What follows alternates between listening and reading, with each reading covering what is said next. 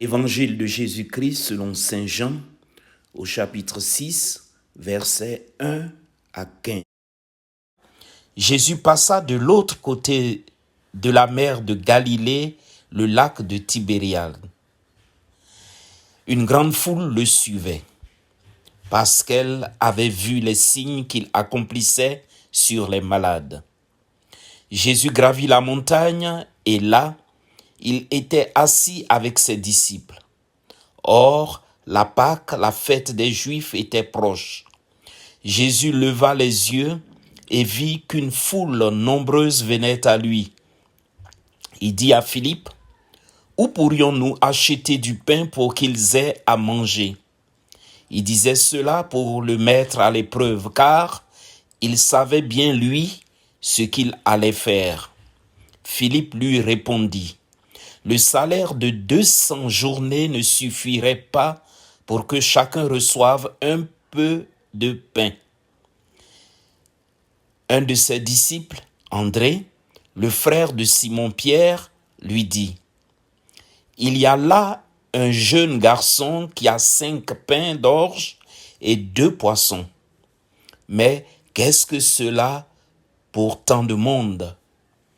Jésus dit, « Faites asseoir les gens. » Il y avait beaucoup d'herbe à cet endroit. Ils s'assirent donc au nombre de 5000 hommes. Alors Jésus prit les pains et, après avoir rendu grâce, il les distribua aux convives. Il leur donna aussi du poisson, autant qu'ils en voulaient. Quand ils eurent mangé à leur faim, il dit à ses disciples, « Rassemblez les morceaux en surplus pour que rien ne se perde. » Ils les rassemblèrent et ils remplirent 12 paniers avec les morceaux des 5 pains d'orge, restés en surplus pour ceux qui prenaient cette nourriture.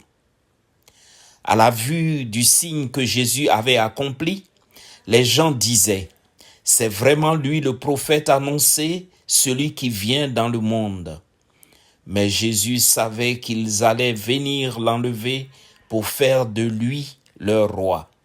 Alors de nouveau, il se retira dans la montagne, lui seul. Acclamons la parole de Dieu. Méditation. Où pourrions-nous acheter du pain?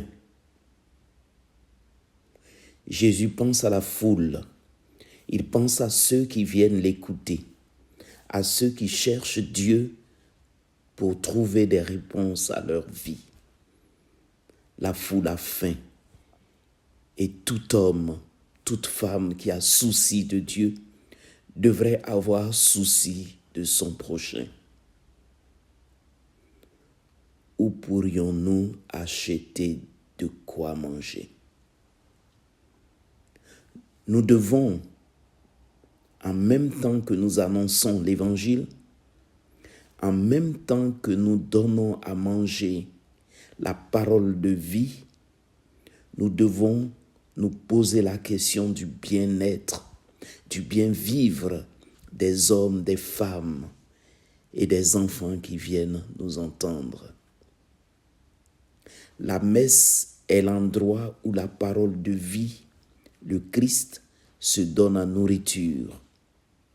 La messe est l'endroit où nous devenons les porte-paroles de celui qui a dit à ses disciples, « Donnez-leur vous-même à manger. » Mais n'oubliez pas que rien ne pourra se faire sans les fidèles, sans eux, sans ceux qui viennent nous écouter.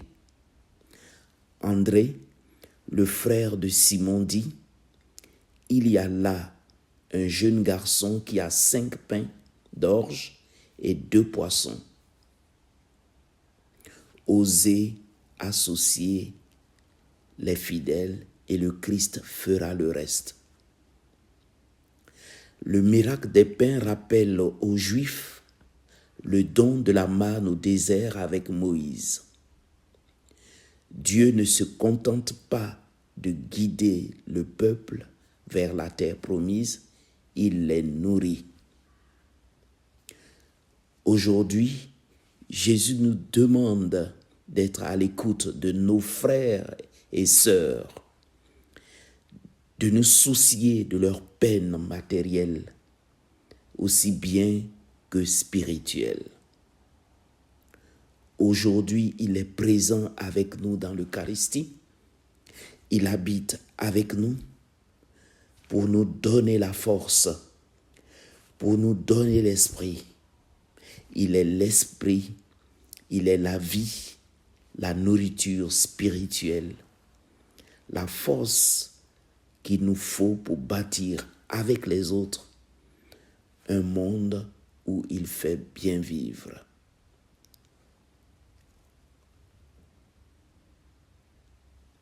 Amen.